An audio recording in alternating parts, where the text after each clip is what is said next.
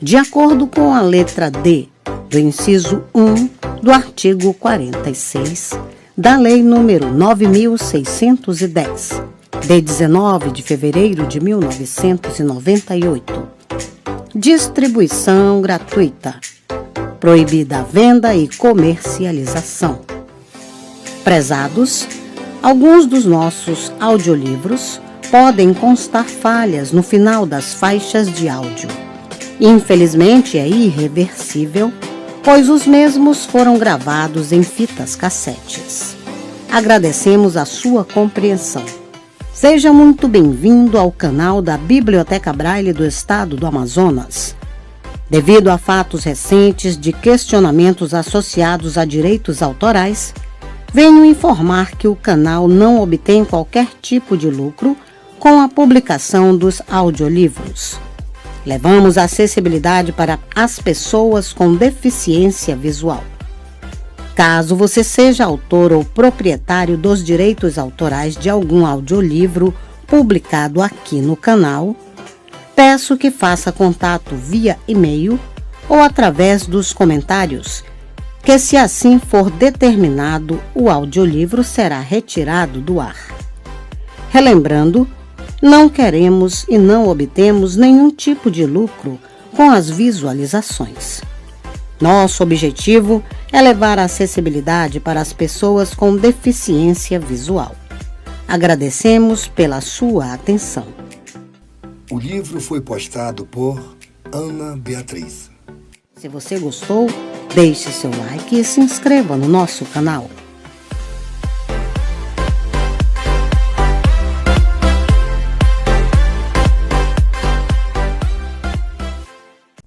Ministério da Cultura e Fundação Dorina Noil para Cegos apresentam Contos de Animais Fantásticos. Lei Federal de Incentivo à Cultura. Patrocínio. Bradesco. Libes Farmacêutica. Banco Safra. IBM Brasil. Azul Linhas Aéreas Brasileiras. Empresas Rodobens. Instituto Votorantim. Cielo. Telemon Engenharia de Telecomunicações S.A. Alupar e Semig. Instituto Tortuga, pela valorização do cidadão. Transmissora Aliança de Energia Elétrica S.A. Taesa. Transpetro. Kraton Polymers do Brasil, Indústria e Comércio de Produtos Petroquímicos Limitada. Cushman & Wakefield. Tegma Gestão Logística. Omni S.A. Crédito, Financiamento e Investimento. Planserve Engenharia. Concessionária de Rodovias TEB. Isapa Importação e Comércio Limitada. Metso Paper South America Limitada. Precon Goiás Industrial Limitada. Trench, Ross, Watanabe e Advogados. Sacor Siderotécnica S.A. Faber-Castell. Unify do Brasil Limitada. Bracenter. Mades. IGB. Mineração Jundu. Corumbá Concessões. Cerezer. Companhia Bandeirantes. Realização Ministério da Cultura e Governo Federal. Brasil, país rico, é país sem pobreza. Este livro foi gravado nos estúdios da Fundação Dorina Noil para Cegos. Nome do livro: Contos de Animais Fantásticos. Autora: Patrícia Rigen. Descrição de capa: fundo amarelo. No centro, a figura de um jacaré verde, em um fundo branco com moldura e sombreado em preto. O jacaré deitado com as costas em meio a plantas verdes com detalhes em azul. Ele tem a pata dianteira direita apoiada nas plantas e a esquerda na própria barriga. Sua cauda tem escamas pontiagudas em cima e sai do meio das plantas. Veste um chapéu grande, amarelo, com detalhes em preto. No topo, em preto, o título: Contos de Animais Fantásticos. No rodapé à esquerda, coedição latino-americana. Em preto e à direita, logo da editora Ática. Prólogo. Os animais sempre estiveram presentes na história e no desenvolvimento humanos. Algumas vezes temidos, outras venerados, os animais são parte significativa da vida do homem. Dessa estreita convivência surge o caudal de narrações que recriam e enriquecem a visão sobre estes seres. Na literatura, por exemplo, dão lições de moral e de comportamento social. Além disso, são inúmeros os exemplos de animais nascidos da imaginação e da fantasia humanas. É frequente a presença desses animais fantásticos em lendas que falam das nossas origens, assim como é comum esses seres extraordinários estarem relacionados com experiências amorosas. Às vezes, os animais transformam-se em forças da natureza que ajudam ou prejudicam o homem, ou ainda, em certas ocasiões, vêem-se seres humanos transformados momentaneamente ou permanentemente em animais de grande força e poder. Nesta recopilação de contos latino-americanos, os protagonistas são todos animais fantásticos, surgidos na tradição literária popular. Sumário: O Boitatá, Brasil, pasta 1. O Homem-Jacaré, Colômbia, pasta 2. As Araras, Equador, pasta 3. O Cavalinho de 7 Cores, Guatemala, pasta 4. O Morcego, México, pasta 5. O Lagarto de Ouro, Nicarágua, pasta 6. O Amaru, Peru, pasta 7. O Pássaro Iniri, Fabricante de Mulheres, Porto Rico, pasta 8. A Namorada do Peixinho, República Dominicana, pasta 9. Branca e o Selvagem, Venezuela, pasta 10. Pasta 1. Brasil 1. A Boitatá. Apresentação. A lenda da Boitatá aparece em várias versões, com pequenas variações na narrativa e no nome por todo o território brasileiro. Boitatão, no norte e nordeste, Boitatá, Bitatá, Batatá e Baitatá, no sul. Entretanto, a concepção é sempre a de uma entidade protetora dos campos naturais. A presente narrativa baseia-se nas versões do Sul, mais precisamente na do Rio Grande do Sul. Foi selecionada e recriada por Mitsui Morisawa. Ilustrador Auxilinares. Isso foi há muitos anos, no tempo em que não existiam máquinas, os animais andavam livres nas matas ou nos campos, e os índios eram mais numerosos que os brancos. Havia tanta terra disponível que era possível mudar de um lugar para outro sem problemas. Uma tribo buscava um novo lugar para se estabelecer. Foram muitos dias de andanças, até chegar a uma planície extensa com árvores e água em quantidade. Uma grande alegria tomou conta de todos. As crianças corriam pelo prado atrás de preás, chamando os adultos quando viam caça grande, algum veado ou caititu. A noite foi chegando devagarinho, enquanto as mulheres preparavam a canjica e os homens conversavam sobre o trabalho do dia seguinte. Os mais jovens preparavam os instrumentos de caça. De resto, foi tudo como em dia de mudança. Antes de se deitar, o mais velho entre os homens disse com orgulho: faremos um roçado tão grande que quando o queimarmos, o incêndio vai esconder o sol. Todos festejaram a fala, e ele acomodou-se na rede para dormir. Depois do tempo normal de sono, abriu os olhos, mas estava muito escuro, coisa que estranhou. Nem um feixe de luz. Deve ser muito cedo ainda, pensou. Acho que estou com vontade de fazer o dia amanhecer. e fechou os olhos novamente. Mas as horas passavam lentamente, sem que um fio de luz anunciasse o sol. Um menino comentou que os grilos não cantavam, que não havia vento nem orvalho.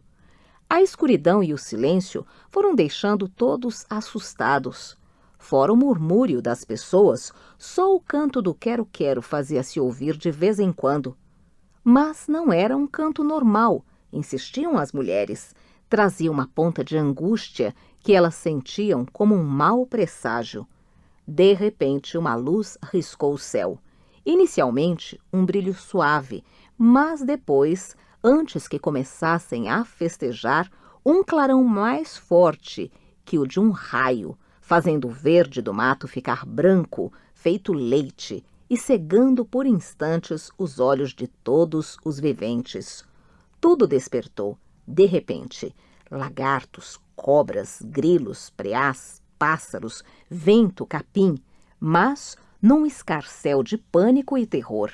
Depois, a luz foi diminuindo, até que se tornou possível ver que o sol havia aparecido e a noite se fora. Vendo que a calma voltava e que os homens juntavam suas ferramentas para o trabalho, o índio mais velho reuniu todos e advertiu. Aquilo que vimos antes de o sol aparecer era a boitatá.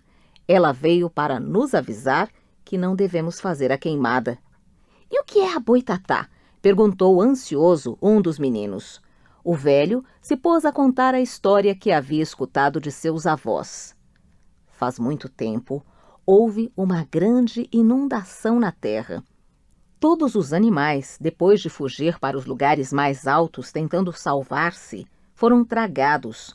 Não houve toca ou copa de árvore que escapasse. As águas cobriram tudo, como se quisessem lavar o mundo.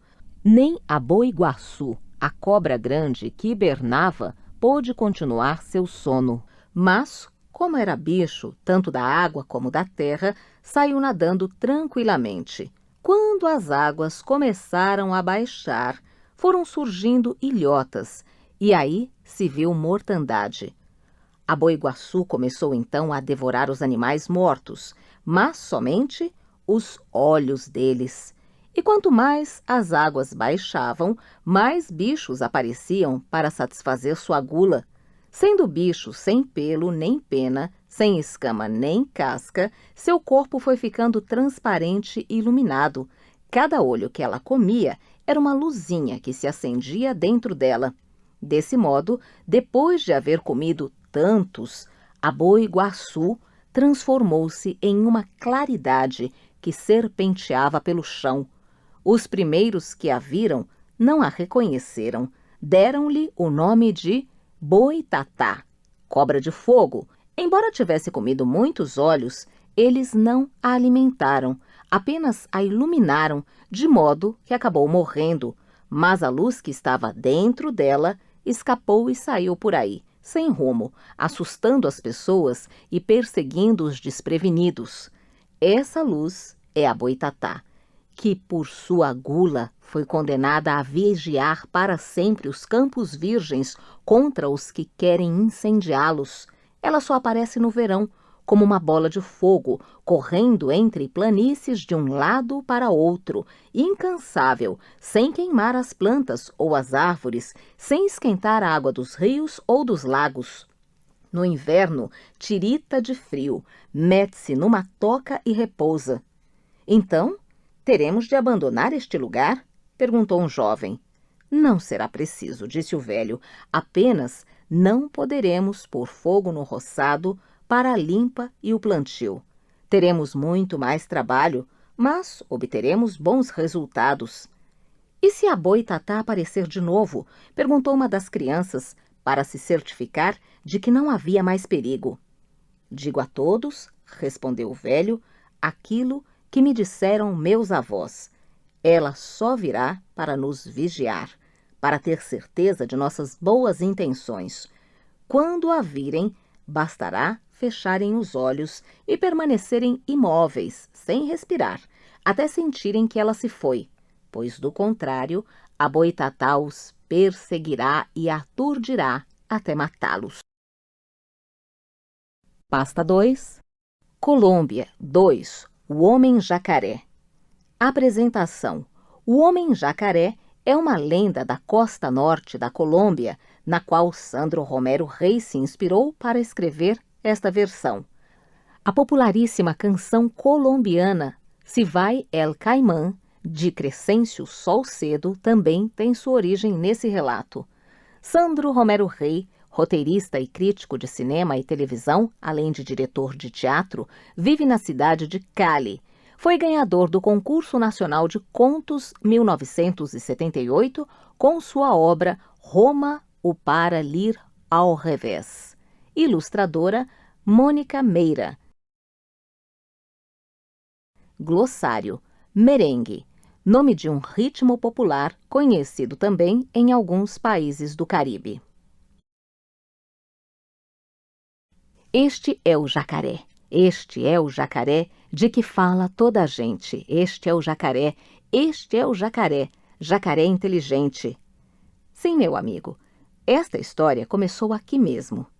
E aquele que é hoje o Homem-Jacaré sentava-se exatamente aí onde agora o senhor está sentado, disposto a tomar seu copo de rum, a comer seu queijo e, por último, seu prato de arroz com coco. Ele vivia olhando para a margem oposta do rio e, quando adivinhava a presença de alguém do outro lado, engolia seu arroz e desaparecia na água. Por que ele fazia isso? Não se desespere, meu amigo. Acabe de tomar seu rum e escute que a história está apenas começando. É uma história de amor, como qualquer outra, mas com uma diferença. O homem saiu-se dela melhor do que ninguém, apesar de todas as dificuldades. Assim, se você vai pedir outro rum, faça-o já, pois vou contar minha história sem interrupções. Havia um homem alegre e despreocupado que viajava com frequência de Pinilhos a Magangué, vendendo toda sorte de alimentos e frutas deliciosas. Aos gritos e em meio a brincadeiras, entre ele e as pessoas daqui, o sujeito divertia todo mundo com suas histórias absurdas a respeito de como adquiria os produtos, a ponto de convencer os compradores de que as coisas que levava eram maravilhosas. Uma tarde, enquanto anunciava aos gritos a venda de umas laranjas que, segundo ele, possuíam as essências mágicas do amor eterno, notou, para sua sorte, uma bela morena com os cabelos molhados caminhando despreocupadamente. O homem puxou conversa com a moça e, num instante, os dois sentiram-se profundamente atraídos um pelo outro. Ela se chamava Roquelina e era filha de um severo e intratável comerciante de arroz. Seus irmãos, que desempenhavam em segredo o papel de vigias dos passos da jovem, ao perceberem que Roquelina ficava cada vez mais atraída pelas belas frases do homem, alertaram imediatamente o pai.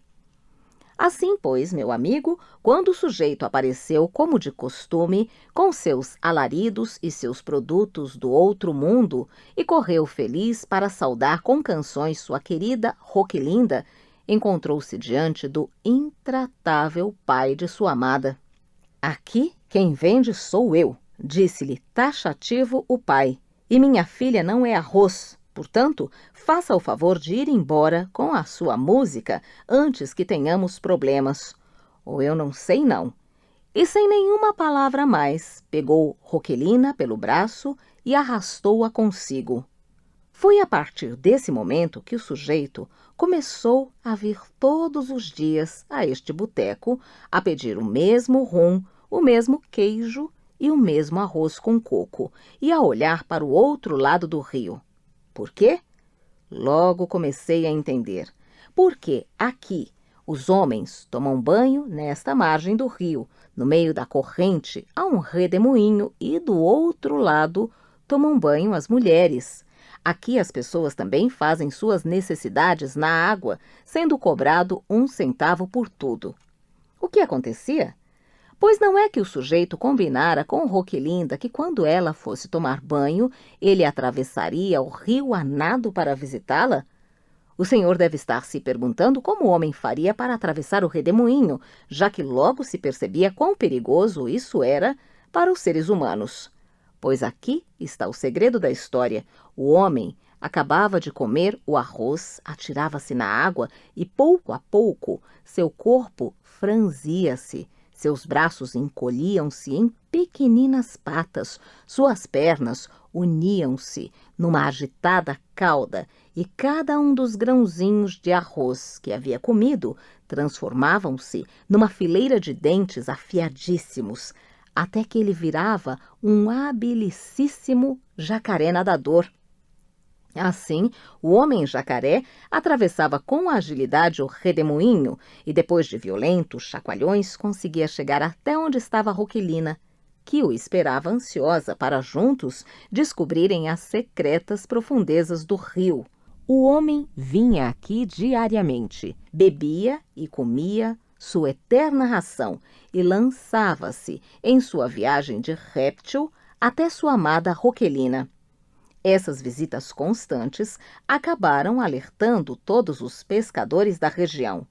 Certa manhã, um dos irmãos de Roquelina conseguiu avistar a cauda desenfreada do homem-jacaré rompendo o redemoinho e, de imediato, deu voz de alarme.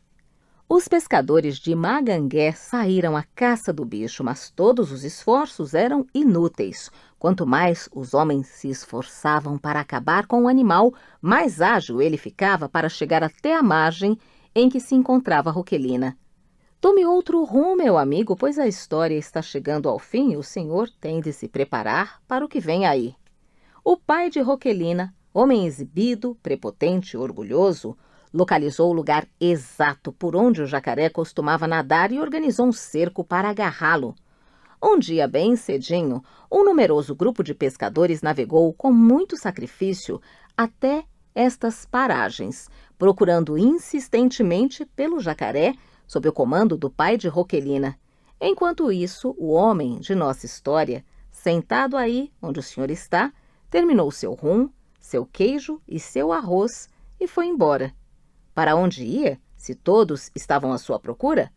Logo fiquei sabendo. O Vivaldino atirou-se na água, nadou depressa até o barco do pai de Roquelina e, de uma só vez, devorou todo o arroz que encontrou. Em seguida, foi buscar sua amada, que dormia no cais. Suavemente, acomodou-a sobre suas costas e, sem acordá-la, afastou-se em silêncio. Nunca mais se soube deles. Mas, desde esse dia, todos os homens daqui escondem bem cedo suas mulheres e comem depressa todo o arroz que há na panela antes que o homem-jacaré chegue e suma com mulher e grãos. Isso é o que eu conheço da história, meu amigo. O bom mesmo é que, desde então, por estas bandas, canta-se um merengue assim. Na hora do sol nascente, quando o rio fui nadar, viu um jacaré singular que tinha cara de gente. Agora o senhor já sabe por quê. A única coisa que não posso lhe oferecer, meu amigo, é um prato de arroz com coco, pois não sei por quê, anda em falta por aqui. Mas não quer que lhe conte outra história? Pasta 3, Equador 3, As Araras. Apresentação: conto de tradição oral equatoriana da região sul do país, províncias de Canar e Azuay, recolhido pelo Monsenhor Federico González Soares, que foi arcebispo de Quito e notável historiador nacional.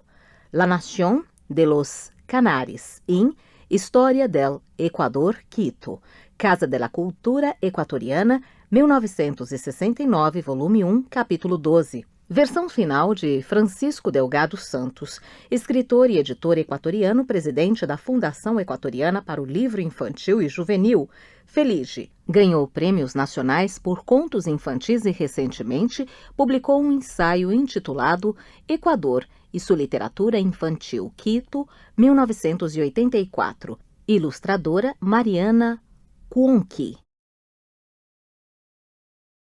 Glossário: Huacainhã, palavra quichua com adaptações ortográficas que significa caminho do pranto. Canhares, nação indígena pré-incaica caracterizada por sua bravura.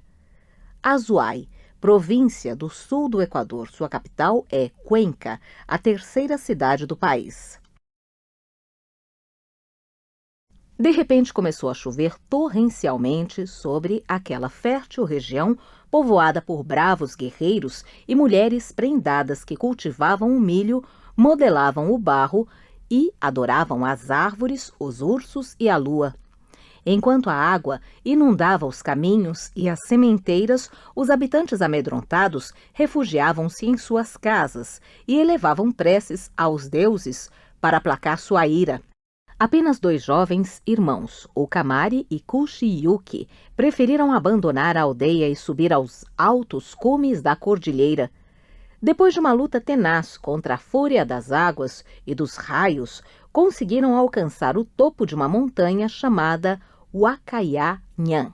O dilúvio arrasou tudo e só os 2 irmãos conseguiram se salvar, pois à medida que o nível das águas subia, a montanha também se elevava, jamais chegando a ser coberta. Depois de vários dias, ninguém sabe exatamente quantos, a tempestade cessou e um novo deus, o Sol, mostrou sua face radiante sobre o coração da terra inundada. O nível das águas começou a baixar e os 2 irmãos retornaram ao lugar onde haviam vivido com seu povo. Não encontraram pedra sobre pedra, tudo era desolação. Pais, parentes, amigos e vizinhos, todos estavam mortos. E os animais, as plantações, nada restava daquela próspera aldeia. O Kumari, meu caro irmão, estamos sozinhos no mundo, exclamou Kushiyuki. Esse deve ter sido o desejo dos deuses, respondeu o Kumari. Vamos agradecê-los por terem salvo as nossas vidas e construir uma cabana que nos abrigue dos rigores do tempo. Usando alguns galhos das árvores que haviam sido arrancadas, construíram uma casinha rudimentar, um par de camas toscas e uma mesa. Ao terminarem o trabalho, estavam mortos de fome. Decidiram então procurar alimento, mas os esforços foram em vão e tiveram de se contentar com umas poucas ervas que encontraram. Regressaram tristes, exaustos e desconsolados, mas, ao entrarem na cabana, ficaram maravilhados com o que viram. Por todos os deuses, Kushiyuki, diga por favor que os meus sentidos não estão me enganando. Você está vendo o que eu vejo? Kushiyuki nem respondeu. Uma grande variedade de deliciosos e fumegantes quitutes estava colocada sobre a rústica mesa, convidando-os com seu aroma a comê-los. Os 2 irmãos atiraram-se sobre os alimentos e faltou-lhes boca para devorá-los mais depressa. Quem poderia ter trazido tudo isso? Perguntaram-se. Será possível que alguém mais se salvou do dilúvio? E onde está escondido então? E onde conseguiu os alimentos? Será que os deuses estão novamente nos protegendo? Nenhuma dessas perguntas pôde ser respondida. No dia seguinte, com certa esperança no coração, os 2 irmãos saíram novamente em busca de alimento. Mas, sem terem achado nada, fizeram o caminho de volta. Veja o Kumari, a mesa está servida, gritou Kushiyuki. Com efeito, o milagre se repetira e voltou a se repetir nos dias que se seguiram, ao fim dos quais os irmãos surpresos decidiram averiguar quem os fornecia de modo tão especial. Para tanto, combinaram de se esconder atrás das camas e observar o que acontecia em sua ausência. Mal haviam transcorrido as primeiras horas da manhã, quando ruídos de asas precederam a entrada de 2 enormes araras com rosto de mulher. Sua plumagem era vistosa, semelhante a um leque multicor, e na cauda muito longa predominavam o vermelho, o azul, o verde e o amarelo. Então, são elas que nos tratam tão bem, disseram juntos os jovens escondidos, e acrescentaram, como são lindas, ao mesmo tempo que saíram de seu esconderijo. As aves, assustadas, soltaram os alimentos que traziam e tentaram fugir, mas foram seguras pelos irmãos. Ao serem agarradas, novo milagre operou-se diante dos olhos dos jovens cada vez mais admirados. As araras transformaram-se em belíssimas donzelas que Ukumari e Kushiyuki tomaram por esposas. Desses casamentos nasceram muitos filhos que deram origem à nação dos Canhares, povoadores legendários da província de Azuay. Desde então, as araras têm sido objeto de veneração por parte desse povo. Pasta 4. Apresentação. É um conto da tradição oral guatemalteca, ao estilo dos chamados contos maravilhosos. O autor desta versão é Héctor Felipe Cruz Corzo, nascido em San Lucas Tolimán, município do departamento de Sololá, na Guatemala, no ano de 1952. É professor primário, compositor e formado em Ciências Jurídicas e Sociais, premiado em concursos literários a nível nacional e centro-americano. Cofundador e presidente do grupo poético El Sereno, na cidade de Antígua. Entre suas publicações figuram Poemas para Declamar, Talheres de Literatura Infantil e Talheres de Canciones Infantiles. Possui experiência de 12 anos com textos e canções infantis. Está com os seguintes livros no prelo: Los Cuentos de Rada Azul e Lúcia, Cartas ao Muñequito de Trapo e Poesia para Ninhos. Ilustrador M. Corleto. Glossário. Cansanção, espécie de urtiga cujos pelos agridem a pele humana ao primeiro contato.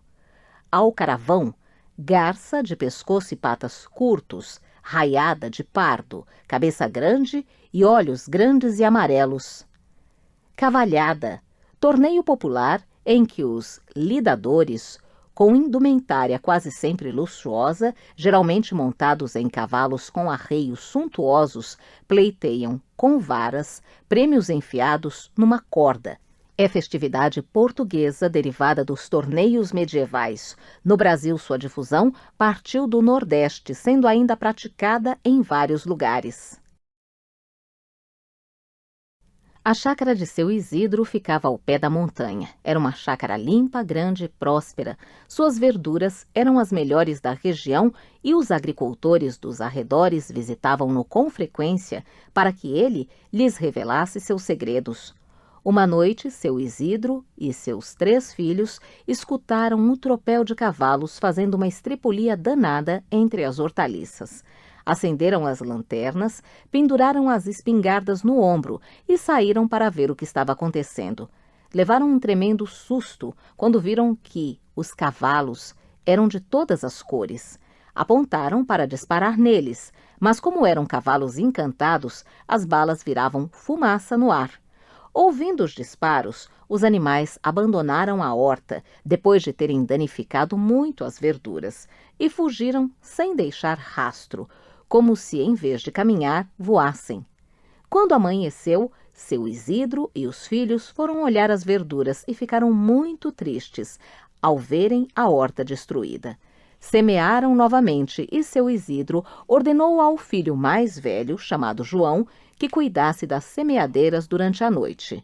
João obedeceu, mas, à noite, um sono profundo apoderou-se dele e ele adormeceu.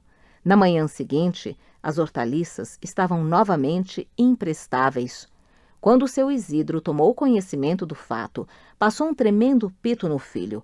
Você é um inútil mesmo, não serve para nada. Não foi culpa minha, pai. Comecei a sentir um aroma suave de flores noturnas e fui vencido por um sono estranho, respondeu ele. Agora é você que vai ficar de guarda, ordenou o pai ao filho do meio, de nome Carlos. Está bem, pai, respondeu-lhe este. Mas, como acontecera na noite anterior, espalhou-se por toda a chácara um aroma semelhante ao da dama da noite, e Carlos adormeceu. Chegaram os cavalos e, mais uma vez, deixaram as verduras em frangalhos. A fúria de seu Isidro, ao ver suas plantas arrancadas, foi incontida. Ralhou com Carlos. Você também é um inútil preguiçoso, disse-lhe. Eu não tive culpa, pai. Enquanto eu vigiava, chegou até mim um aroma doce e delicado. Então um sono profundo foi tomando conta de mim e não pude ver mais nada. Agora é você quem vai ficar vigiando, disse a José, o mais novo dos 3. Está bem, meu pai, respondeu este. José era muito esperto e imaginou um plano para não dormir, surpreender os cavalos e, se possível, capturar algum. Pendurou uma rede entre 2 laranjeiras, encheu-a de folhas de cansanção e se deitou. Quando aquele suave e penetrante aroma chegou, ele começou a bocejar, mas a coceira que lhe provocava o contato com as folhas do cansanção era tão forte que ele pôde vencer o sono. Estava se coçando quando o tropel de cavalos de todas as cores entrou na horta. José ficou admirado ao ver como eram lindos. Muito esperto, pegou uma corda e, num piscar de olhos, laçou o mais bonito de todos. Era como se o arco-íris tivesse se retratado nele. O cavalinho relinchava e fazia muita força para se soltar, porém não conseguia, pois José colocara no laço uma pequena cruz de madeira que o foi acalmando, até deixá-lo manso como um cordeirinho. Os outros cavalos, ao verem que seu rei havia sido preso, fugiram apavorados.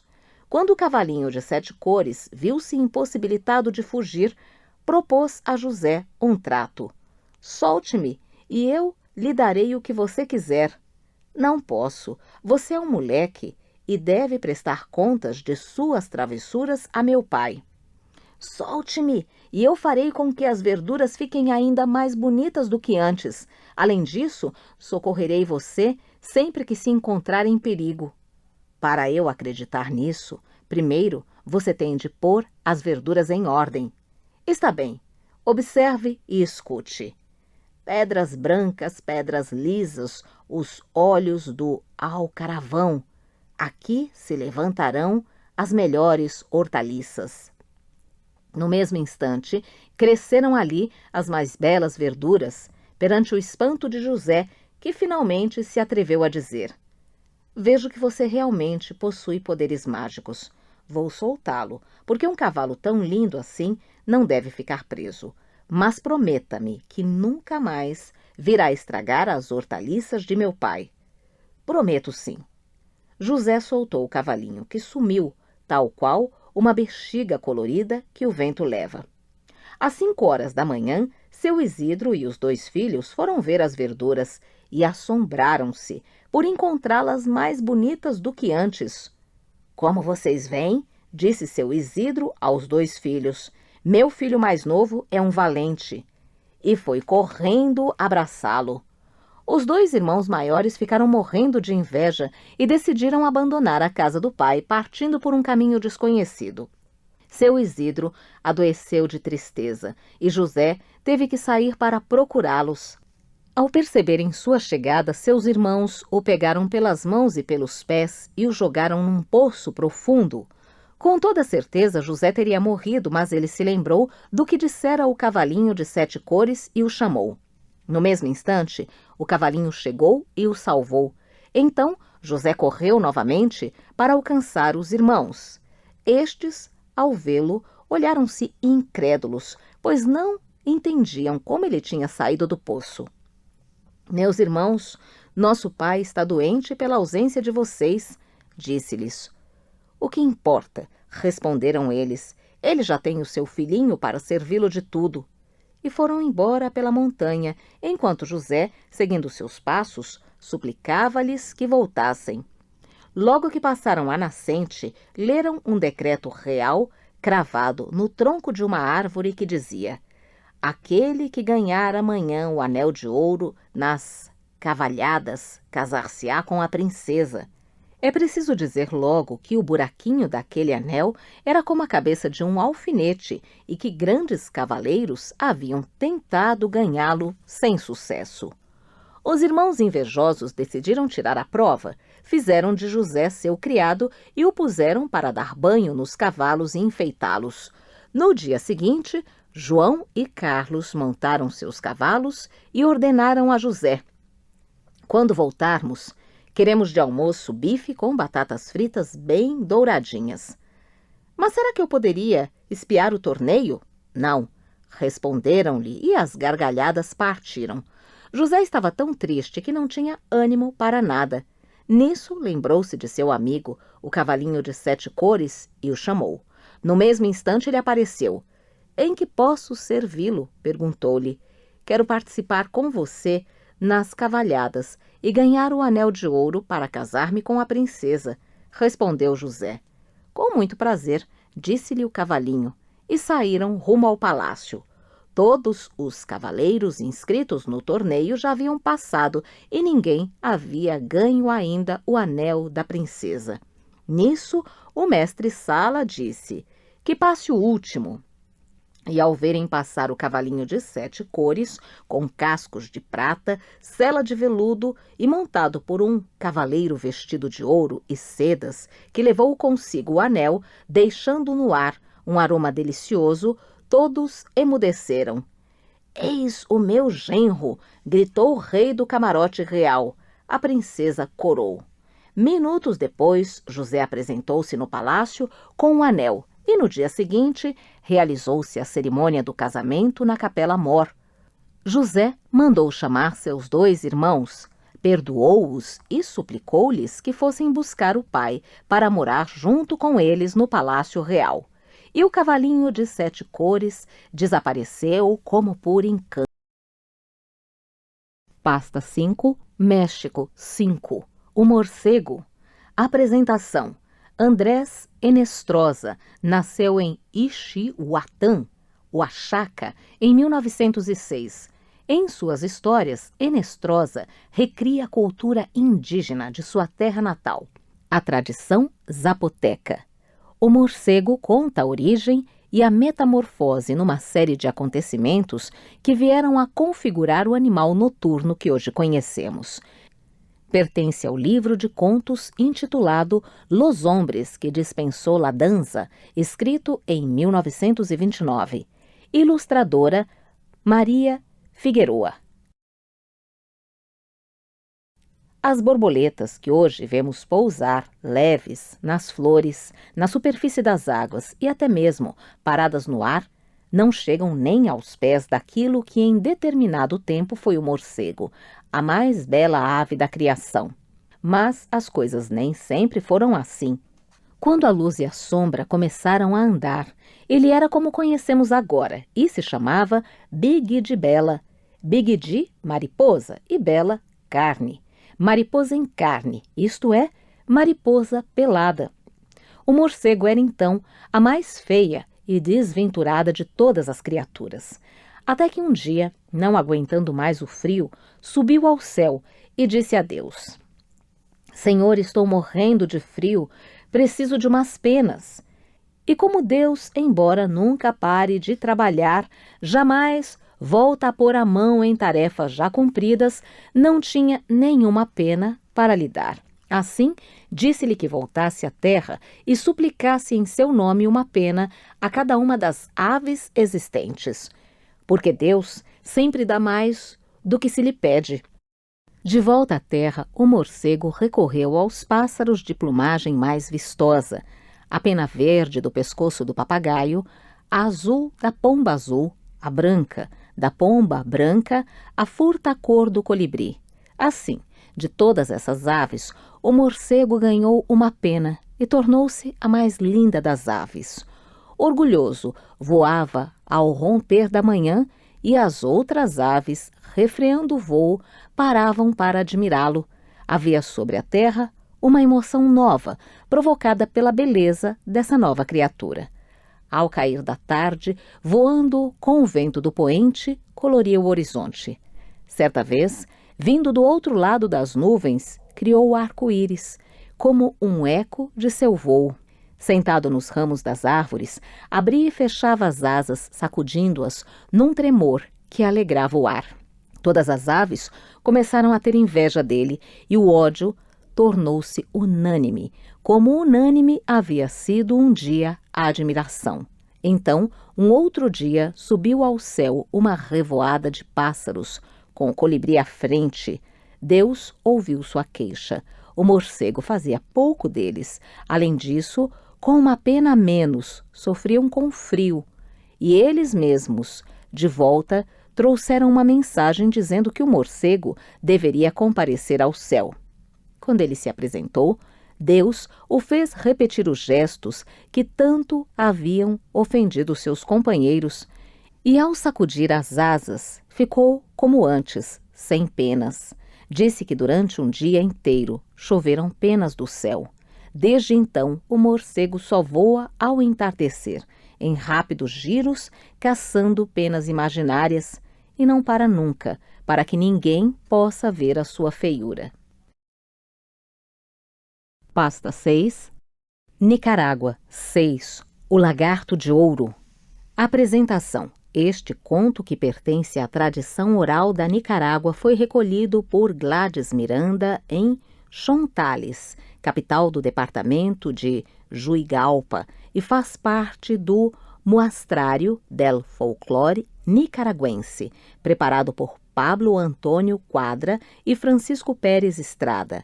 Manágua Branco de América, 1978, 460 p. O Muastruário del Folclore Nicaragüense é um verdadeiro manual que reúne os mais genuínos exemplos de literatura, magia, festas, costumes, jogos e outras manifestações da cultura popular da Nicarágua. Ilustrador, Roger Pérez de la Rocha. Há muitos e muitos anos chegou a Chontales um nobre cavalheiro francês chamado Félix Francisco de Valois, encantado com as paisagens que rodeavam a fazenda Gado Grande, situada a 4 léguas de Juigalpa, decidiu comprar as terras. Por esse tempo, vivia em Juigalpa uma jovem muito bonita de nome Chiquinha Vidal. Um dia, Dom Francisco encontrou-se com Chiquinha. Eles se apaixonaram e poucos meses depois se casaram. Passados alguns anos, tiveram uma filha que batizaram com o nome de Maria Joana. Sentindo-se muito doente, Dom Francisco decidiu fazer uma viagem para Guatemala a fim de se tratar. Antes de ir, recomendou a seu capataz que tomasse conta da fazenda e de sua família. O tempo foi passando e Dom Francisco não voltava. Todos os habitantes da aldeia começaram a perguntar por ele aos viajantes, até que um dia alguém disse que o pobre homem morrera antes de chegar a Guatemala. Dona Chiquinha adoeceu de tristeza e morreu poucos anos depois, deixando seu testamento enterrado em lugar ignorado.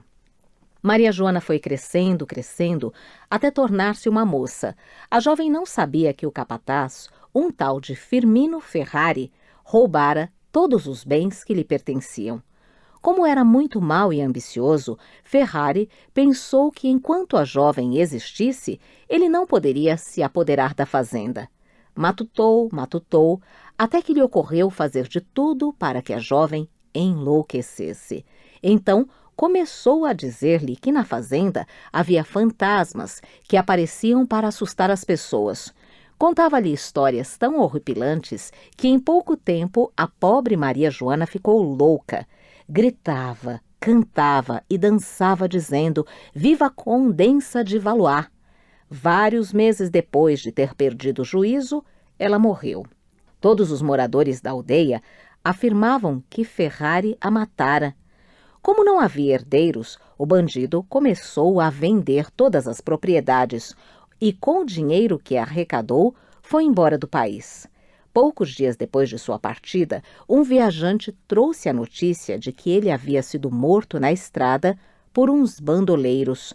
Como os vizinhos queriam muito bem a Maria Joana, sempre levavam flores à sua sepultura.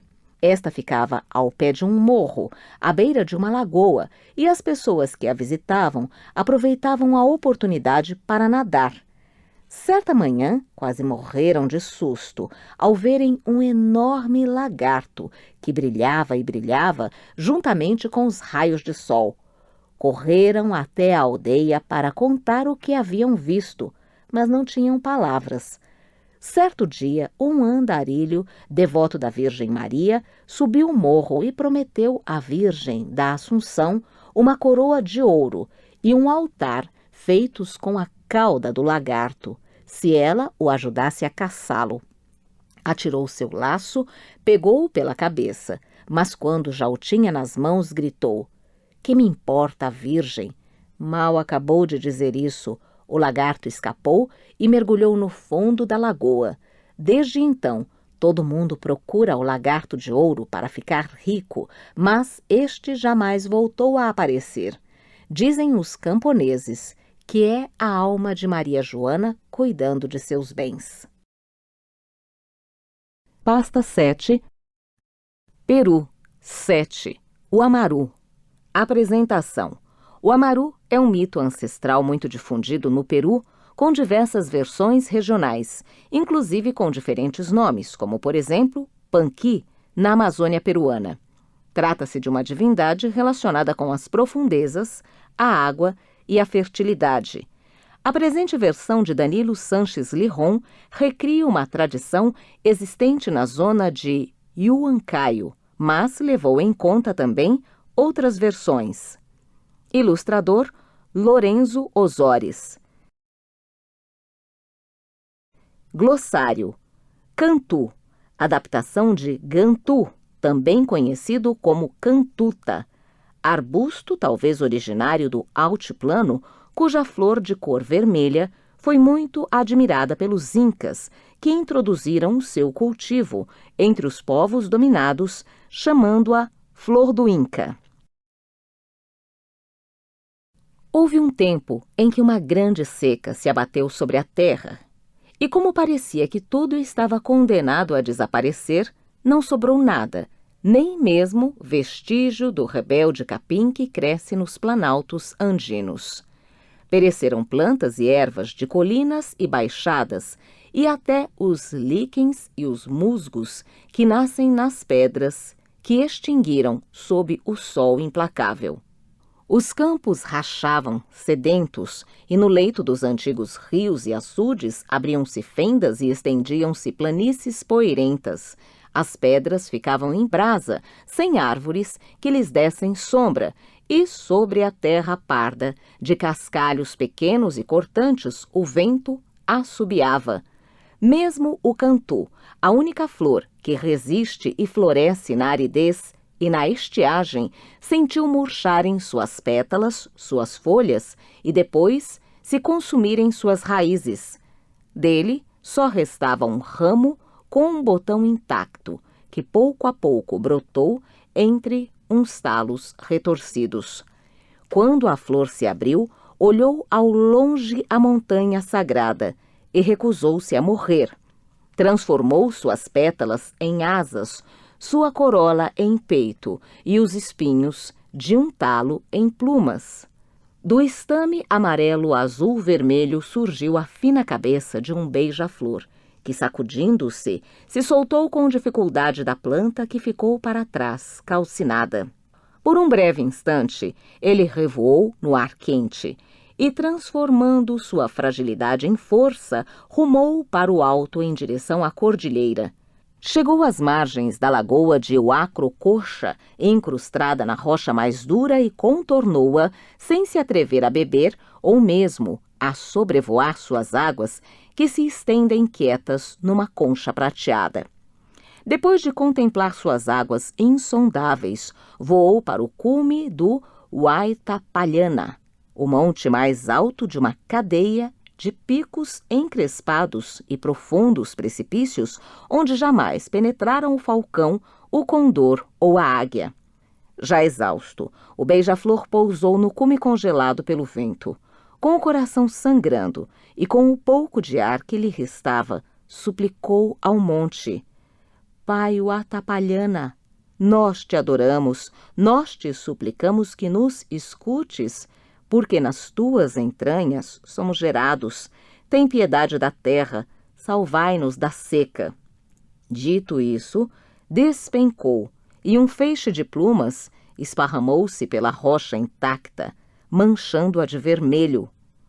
O Huaytapallana experimentou uma profunda tristeza, que se uniu à aflição que sentia por ver a terra estéril e devastada.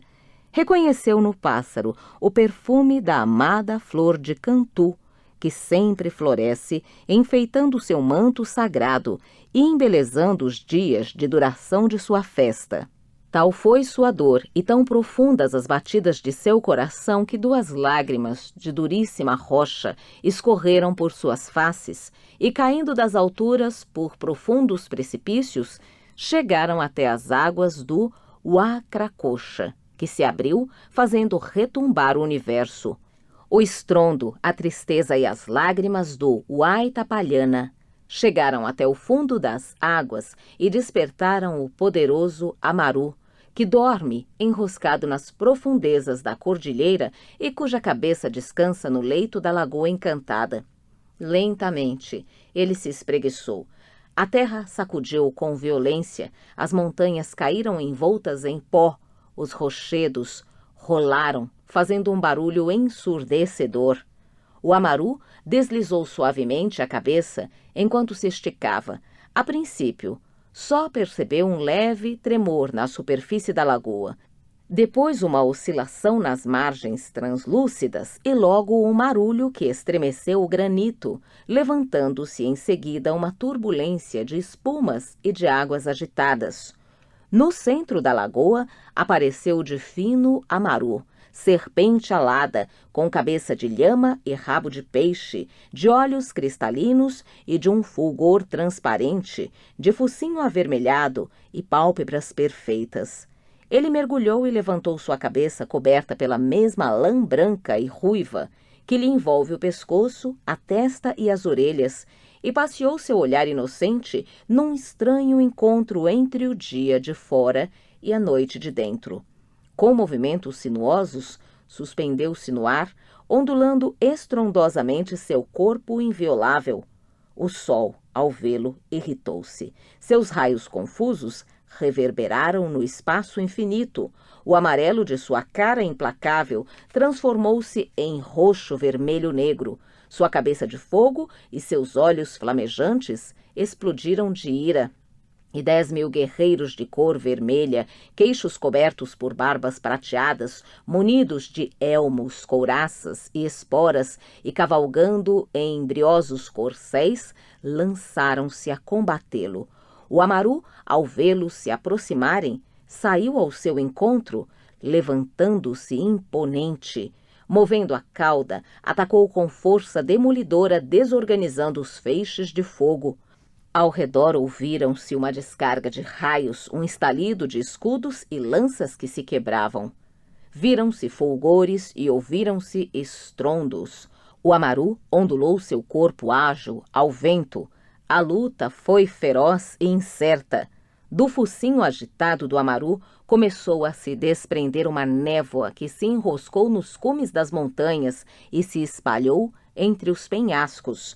Do movimento de suas asas, precipitaram-se as chuvas que foram caindo gota a gota e depois em torrentes. De sua cauda de peixe desprendeu-se o granizo em bolas redondas e transparentes que, ao cair, escorregavam pelas encostas.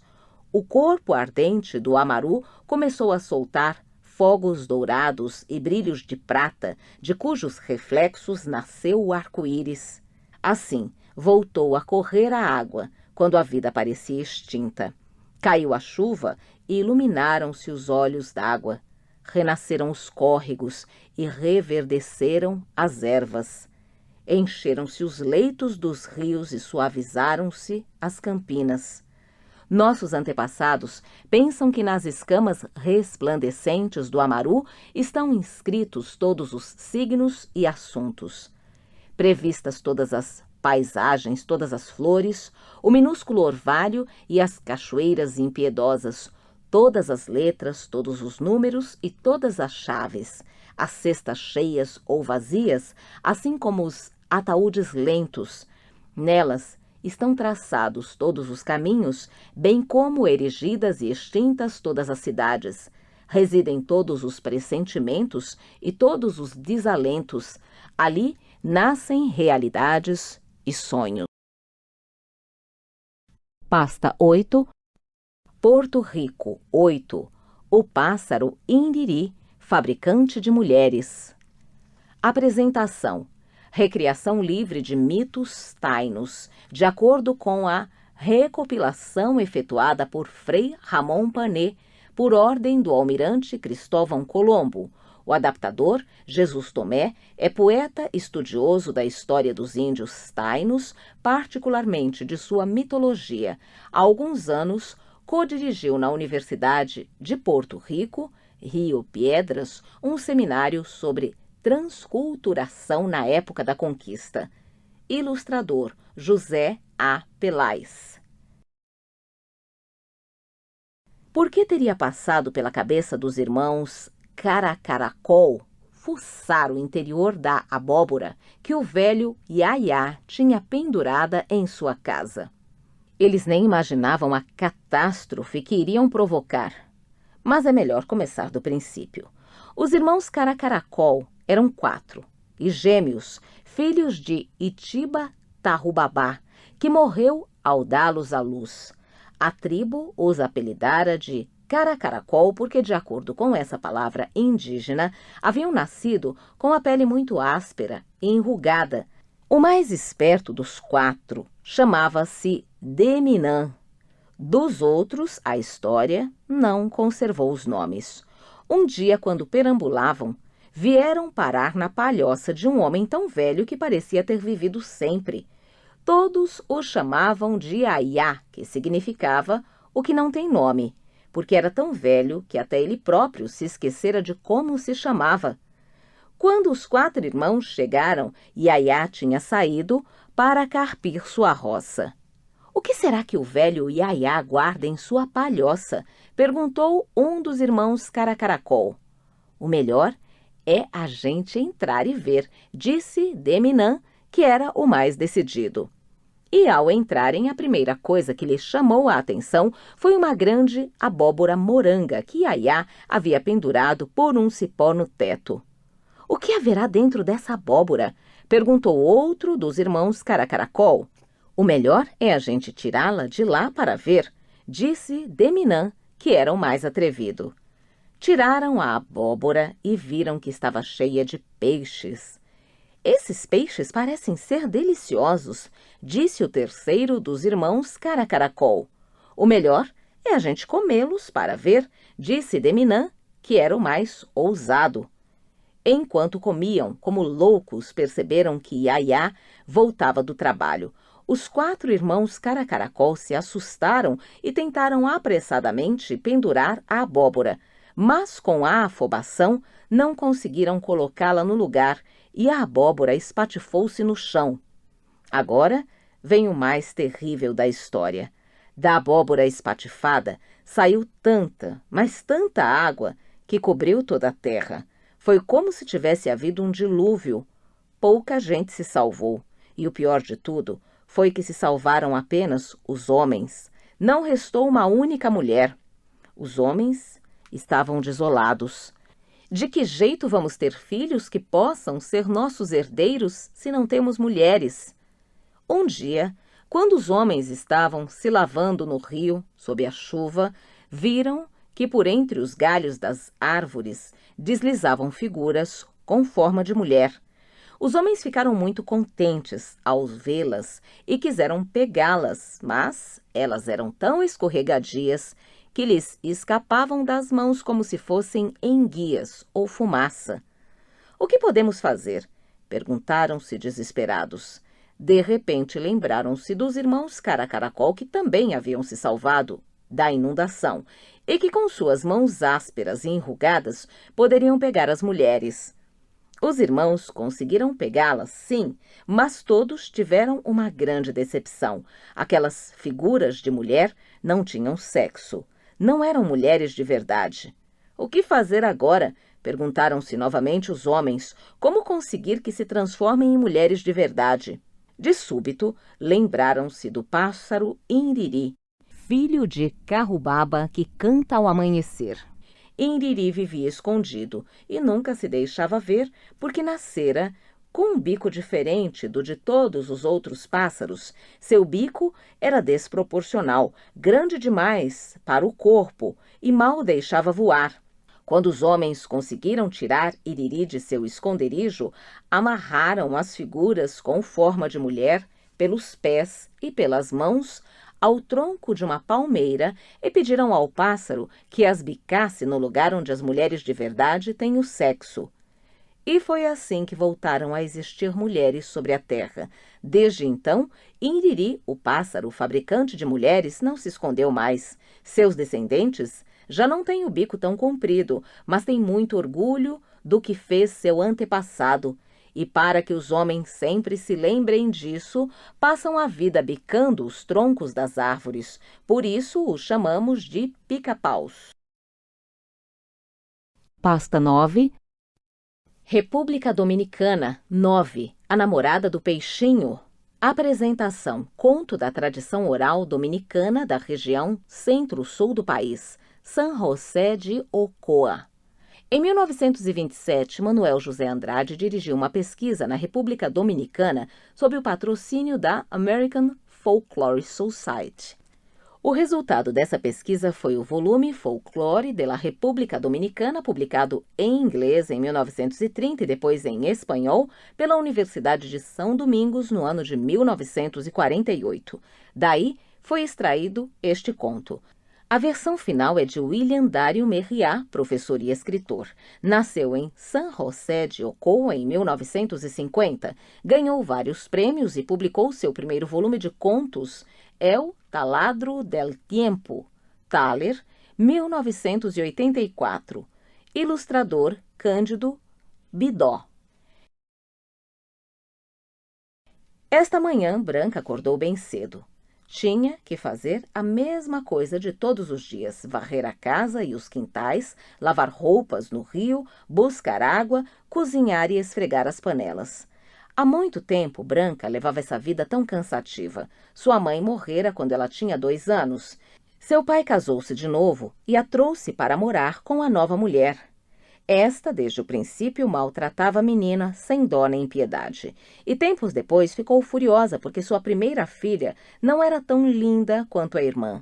Agora Branca estava fazendo 16 anos e a tristeza espalhava-se em seus olhos amortecidos ao escutar o canto dos pássaros silvestres.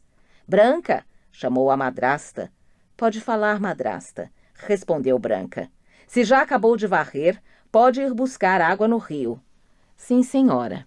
A jovem baixou humildemente a cabeça e foi para o rio. Ao chegar lá, agachou-se à beira da água e encheu sua lata. As pequenas ondas formadas na água fizeram com que se distraísse, mas, de repente, houve um movimento brusco e uma coisa prateada atravessou as águas velozmente. Branca jogou fora a água que havia pego e ficou esperando. De novo, produziu-se o movimento e a jovem enfiou a lata na água bem depressa. Ao tirá-la, descobriu que dentro havia um peixe. Era um verdadeiro achado, pois nesse rio nunca houve peixes. Branca agarrou-o com as 2 mãos, mas ele se debateu e quase escapou. Ela o apertou com força e então o ofegante peixe falou: «Por que você não me solta, menina?» «Como?» exclamou Branca. «Você fala? Quem é você?» «Antes eu não era peixe», começou a dizer, «mas por uma razão que agora não vem ao caso, transformei-me nisso que você está vendo. Fui muito alegre e sempre procurei fazer com que os outros também fossem. Já vi, por exemplo, que você é muito triste e gostaria muito de fazê-la feliz. Já lhe disseram que você é muito linda?» Branca, que ainda não ouvira falar de amor, ficou toda corada, um pouco trêmula, e respondeu: «Não, nunca me disseram». «Pois então eu lhe digo, você parece uma flor que existe nas profundezas, lá onde só eu posso entrar. Você me solta?»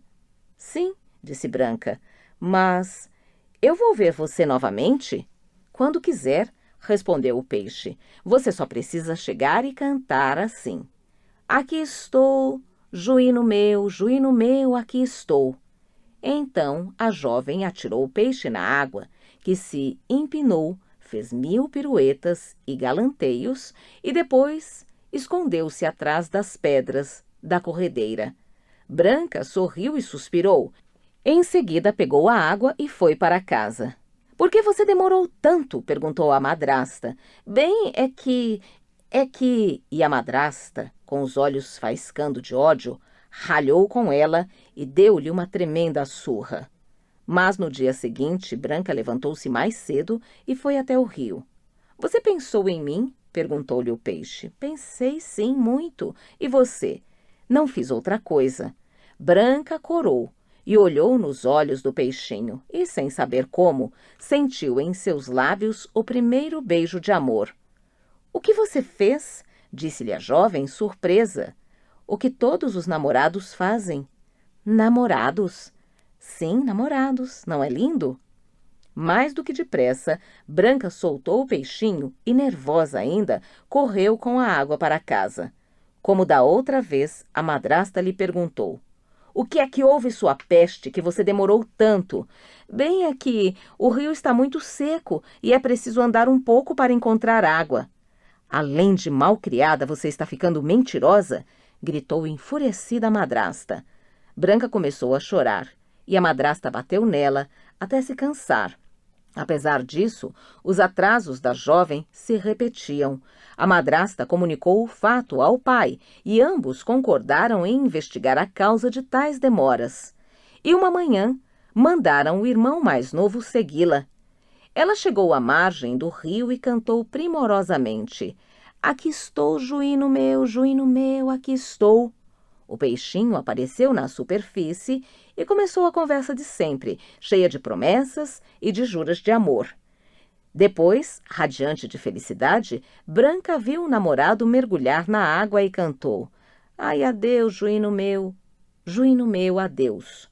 O menino, tão surpreso quanto assustado, foi correndo contar a novidade aos pais. Então, a madrasta armou um plano diabólico. Pediu à madrinha da jovem que a convidasse para passar o domingo em sua casa. Branca quis recusar o convite, mas a madrasta mostrou-se muito agradecida e disse que sim, que sua enteada gostaria muito de ir. E Branca teve que aceitar. Era a primeira vez que sairia para passear. Mas antes foi ao rio contar ao namorado, e os dois ficaram muito contentes. Ao meio-dia, a família desceu até o rio, e o primeiro a cantar foi o pai. "Aqui estou, juíno meu, aqui estou." Mas o peixe não apareceu. Então cantaram a madrasta e os 3 irmãos de Branca, e nada, até que o caçula aproximou-se da margem e ouviu-se sua voz terna, muito terna: "Aqui estou, juíno meu, aqui estou." E o peixe saiu à superfície mais alegre do que nunca. A madrasta, aproveitando o momento, arrancou o facão do marido e deu um golpe no indefeso peixinho.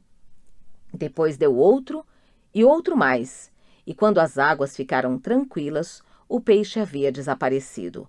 Algumas escamas flutuavam na água e a mulher riu satisfeita. Os outros baixaram a cabeça tristes. À tarde, quando Branca voltou, a madrasta ordenou-lhe que fosse buscar água no rio.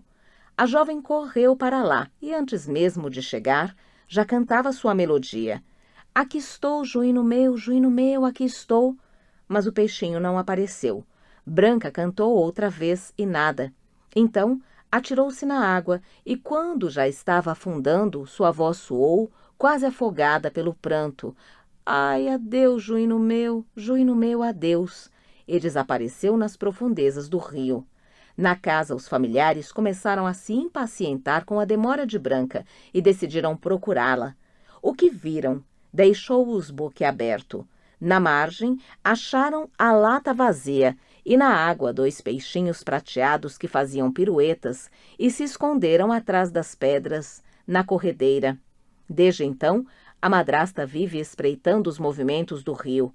O marido abandonou-a e levou com ele os filhos, e ela, completamente louca, passa seu tempo cravando e cravando um facão nas entranhas do rio. Pasta 10. Venezuela 10. Branca e o Selvagem. Apresentação: Branca e o Selvagem foi escrito por Verônica Uribe e Carmendiana de Ardem, integrantes da equipe de editores das edições Acaré Banco del Libro. Este conto está baseado em vários relatos de casos recolhidos por Santos Hermini Arismendi em diversas regiões da Venezuela e publicados em seu livro Huelas Folclóricas, ilustrador Dieter Grossberg. Glossário. Bucaré, árvore da família das leguminosas, integrante das matas, comum em toda a América tropical e que em setembro se cobre de grandes flores amareladas, também conhecida como bucaré, suinã e assacurana. Branca tinha os cabelos crespos e os olhos esverdeados. Era linda, porém estranha. Andava sempre meio distraída e quase nunca falava, nem mesmo no dia em que a avó a levou junto com os meninos para tomar banho na Lagoa das Corais, lá no meio do mato. Os garotos iam na frente, preparando com seus facões as forquilhas para matar as cobras corais que sempre apareciam por lá. As meninas iam atrás fazendo festa para eles. Atrás de todos ia Branca, ouvindo os ruídos da mata, os zumbidos, os gemidos, o sussurro das folhas. De vez em quando parava e olhava para trás, pois tinha a impressão de que alguém a seguia. Uns olhos, uma voz, uma sombra entre as folhas, refletindo-se com o sol da manhã. "Vamos, menina!" gritava a avó apressando-a, mas Branca foi a última a chegar à Lagoa das Corais, a última a tirar a roupa e a última a pular nas águas escuras. E mesmo ali, no meio da lagoa, parecia-lhe que alguém a olhava, que alguém a chamava das árvores altas. É que no mato aparece o selvagem que enfeitiça as meninas bonitas, diziam as moças do povoado, e Branca, encolhida em uma pedra em que batia o sol, com os cabelos cheios de gotinhas brilhantes, via olhos de tigre e patas de veados atravessando, sem fazer barulho, o matagal. Nisso soprou um vento quente e alguma coisa enroscou-se em seus cabelos. Levantou-se assustada e dos seus cachos crespos caiu uma flor de bucaré. Olhou para cima. A alta copa da árvore, cheia de flores amareladas, balançava com o vento, e mais nada. Branca nunca mais voltou à lagoa, nem quis mais entrar no mato. "Vamos, menina, vamos nadar", diziam-lhe as garotas. "Vamos, menina", insistia a avó, mas Branca movia delicadamente a cabeça e ficava em casa, sozinha, calada. "É que ela tem medo do selvagem", debochavam as meninas.